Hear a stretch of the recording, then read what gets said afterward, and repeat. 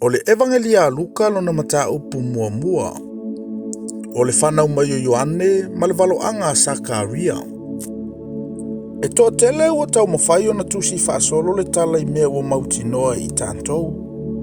E whapei o na tu ina mai ante I tāntou e ilantou na mata ai. Ma au au nai le upu talu le amatanga. O le mele ua au manatu ai. O na ua au matua asu e mea umalava talu le amatanga. O te tusi whaasolo antu I ante oe le ali ie. Teofilo, ina ia e sila fia le wha maoni o ia tala ua o inai oe. Ona po he rota le tupo I utaia. Sa iaile tasi whai taulanga ingo ia Sakaria. Sa ili vasenga o avia. O lana wa fo I o lo sa arona. E ingo ia Elisabeta. Sa ami o tonu ila ua ilumo le antua. O sa vavali I poloa inga matula funo uma le alii. Ele matau le angaina. Ele aisa la whanau ina ua pao Elisabeta. Ua la matutua umalava. Ua whaia e ia le whaiva o le whaitaulanga I lumo le atua. E au wa I lona vasenga. Pei o le tua whaitaulanga o lona tofi e ulu I le malu o le ali. E whaamu wai mea manongi. Ua tatalo fo I whafole motu o tangata uma. I le tu aso e mu wai mea manongi. O na whaalile I ante ia le angelu o le ali I o lo tu I le tu tau matau o le whata e mu wai mea manongi. Ua ilo e Sakaria. O na atu vale ei lea. Ua o I ante ia le matau. Ua whapea mai le angelu I ante ia. Sakaria e. Aua e te matau. Aua ua whaafafonga ina lau tatalo. E whanaula ua vau Elisabeta so ua talii. E te whaingoa I ante I o Ioane. E I ante oele fia ma le oli. E to telefo ia fia I lona whanau mai. Aua e sili o ia I lumo o le ali. E le inu o ia I le waina po o le ava. E whatu muina fo o ia I le anganga pa ia. E afua ina whanau mai o ia. E whaaliliu e ia le whanau ngā Israelu e to tele I le ali I lo lanto watua. E mua atu o ia I ona luma ma le loto Elia ma lona whaamalosi. E whaaliliu e ia loto matua I le whanau. E whaaliliu fo ia ua whaalonga tā I le poto e a miotonu. E sa uni le nu e whaatatauina mo le ali. Ona whai atu leo Sakaria I le angelu. Pe whape feo na au iloa le mea nei. A wawa auto e ina. O la ua mafoi walo matua ia. Ua tali mai le angelu ua whape mai I ante ia. O a ua kaperielu. O le tu ilumo le antua. Ua awina mai a ue whai atu mata watu I ante oe le neitala le lei. Whauta foi. E ngu oe. E te le mangangana se ia o I le aso e whai aina I mea. A wawa e le talitonu mai ia upu. O mea ia e taunu lava pe a o I ona pou. O loo whaatali le nuu I a Sakaria. Ma ofo ina ua whaatu ai o ia I le malu. Ua alu ia I fafo. Aua le mangangana I ante I lantou. Ua lantou I loa ai. Ua na wa aia se whaalinga I le malu. A o ia.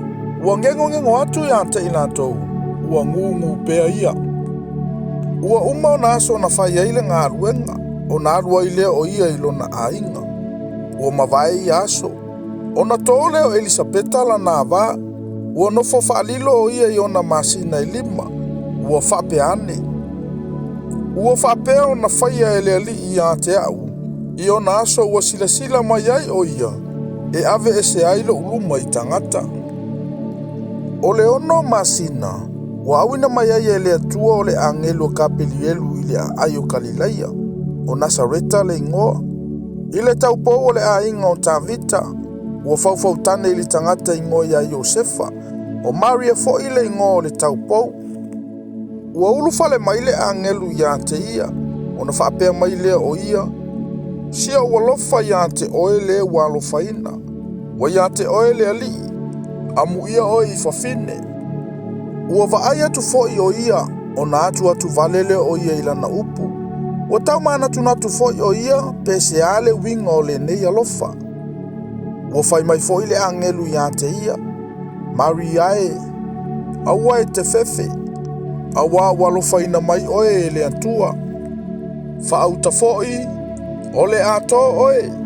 Ma e whanauina se tāmatane, e te whaingoa ia te ia o Iesu. E sili o ia, e taua foi o le alo o le silisili ese. E foa iantu e le li o le antua ia te ia, ne no foa inga ta vita lo na tamaa.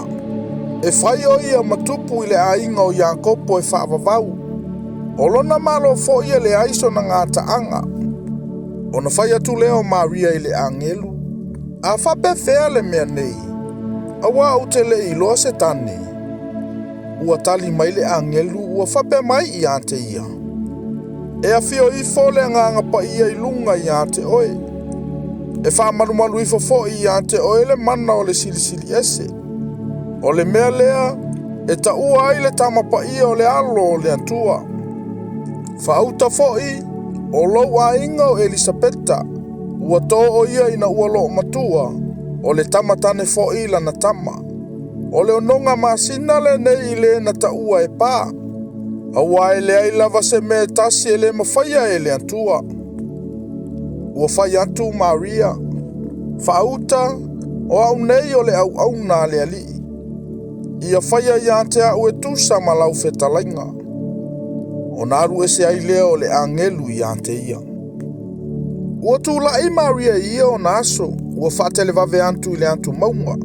I le tasia ai o Yuta, ua ulu atu foio ia i le whale o Sakaria, ma alofa atu ia Elisabeta. Ua whalongo mai Elisabeta i le alofa o Maria, o na ososo i leo le tama ilo na manava. Ua whatu muina foi Elisabeta i le nganga pa ia. Ua alanga ia, ua leo tele, ua whape mai. Amu ia oe i whawhine. Amu ia foi le a whanau mai i ante oe. Pe whape whea foi le nei mea. Ina ua saule tina olo ua li i ante au nei. Whauta foi, ua o mai le leo lo ua lofa i utalinga. O na ososo ai leo le tama i lo umanava ma le oli oli. E manuia foi le whawhine talitonu. Awa e taunu upu na whetalai mai le ali i ante ia. O na whai ane leo Maria. Ua vivi i antula uloto i le ali. Ua fia lava lo uloto i le atua lo whaola. Ina ua sila mai o ia i lana au na whawhine. Ua wha maulaloina. Awa e a mata mai nei. O na wha amu ia mai i ante aua tupulanga uma. Awa o le ona le mana. Ua whaia ia mea silisili mo au. E pa ia fo ilo na suafa. O lona alofa fo i e matatau ia te ia. E au tupulanga lava lea. Ua wha malo silo na a ao. Ua whata ape ina ia o e wha maululunga i manatu o lato loto. Ua tule ifo ia o ali ina i o lato nofo ali. A ua whaia ina ia o e wha maulalo. Ua whanga ina ia i meleleie sa fia ai. A o e maumea, ua au fua ina atu e ia. Ua whesosoani ia ilana au nao Israelu. Ina ua manatu maile alofa ia Abrahamo maana whanau e whaavavau. Pei ona whetalai mai o ia i o tātou tamaa. Ua nofo Maria mai ia, e tolu masina, o na fo ia i lea o ia i lona ainga. Ua o ile masina o Elisabeta e whanau ai. O na whanau ai lea e ia o le tamatane. Ua whalongo e ua lato tua o i antoa malona ainga. Ua alofa tele mai le li i ante ia. O na oli ai leo i lato whatasi mai ia. Ua o i le aso valu. O no mai leo i lato e peritome ai le tama. O le afa ingoe i lato i ante ia i le ingolo na tama o Sakaria. O na whai atu leo lo na tina ua whape antu. Aua, e ingoa lava o ia i a Ioane. O na lato whai mai lea i ante ia. E lea i se tasi o lau a inga ingoa i lea ingoa. Ua lato ngengo atu i lo na tama. Pese alo na loto i sona ingoa. O na whai ane leo o ia i se papatusi e au mai. O na tusi ai lea e ia ua whapea. O Ioane lo na ingoa. O na lato uofo umai lea. O na matala loa lea o lona leo ma lona laulau whaiva. O na tautala lea o ia ma whaafetai i le antua. Ua o aile matau ie ua lato utua o i uma. Ua soa fo i le atu maunga uma o i utaia i le tala i nei mea uma. O i lato uma na whaalongo ai ua mafaufau i ai. Ua whape ane. pe uina whapewhea le nā tama. Wa ia te ia fo i le ao le alii. Ua whatu muina Sakaria lona tamai le nganga pa ia. O na perofetane ai lea o ia ua whapeane. Whaafetai i le alii le atua o Israelu. Ina ua asiasi mai o ia. Matongi o la ina lo nanu. Ma ua whatu ina le nifo le o la tanga mo i tātou i le ainga o lana au na o tāvita. Whapei o na whetalai mai e ia i fofonga o ana perofeta pa ia. Talu mai ana mua. O lo tātou o la tanga lava lea i e ua whai i tātou mawhili. Ma lima o e i ta mai uma lava i ante i tātou. I lona alofa i o tātou tamā. Ma lona manantu mai i lana whengainga pa ia.